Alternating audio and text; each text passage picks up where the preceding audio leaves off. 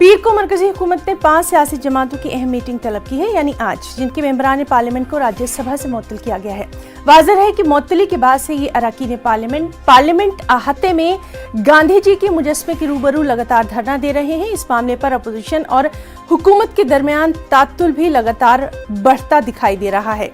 Parliament इजलास के पहले दिन जिन 12 मेंबरान पार्लियामेंट को मुअत्तल किया गया था, उनमें कांग्रेस, टीएमसी, शिवसेना, सीपीआई और सीपीआईएम के मेंबरान पार्लियामेंट शामिल हैं।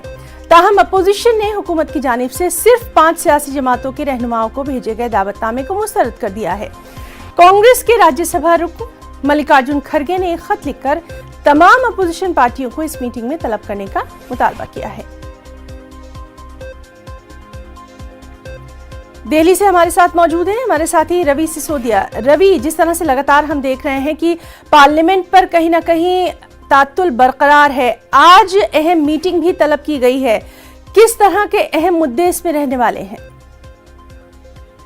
देखिए, शुक्रवार को राज्यसभा में चेयरमैन ने कहा था कि जो मसला चल रहा है राज्यसभा के अंदर, उसको सरकार और विपक्ष के जो दल हैं वो बैठकर सुलझा दें, और इसी बाबत एक बैठक बुलाई गई है। जो स्पीकर हैं, क्षमा के जो मंत्री हैं, संसदीय कार्य मंत्री, उन्होंने एक बैठक बुलाई है जिसमें तमाम विपक्षी दल के लोगों को बुलाया है। हालांकि इस मामले को लेकर विपक्ष की तरफ से ये कहा जा रहा है कि सिर्फ 4 दल के नेताओं को बुलाया गया और वो सही नहीं, और ऐसे में अगर सभी दलों को बुलाया जाएगा तभी उस बैठक में शामिल हो पाएंगे। जी बहुत बहुत शुक्रिया रवि तमाम तर जानकारी के लिए।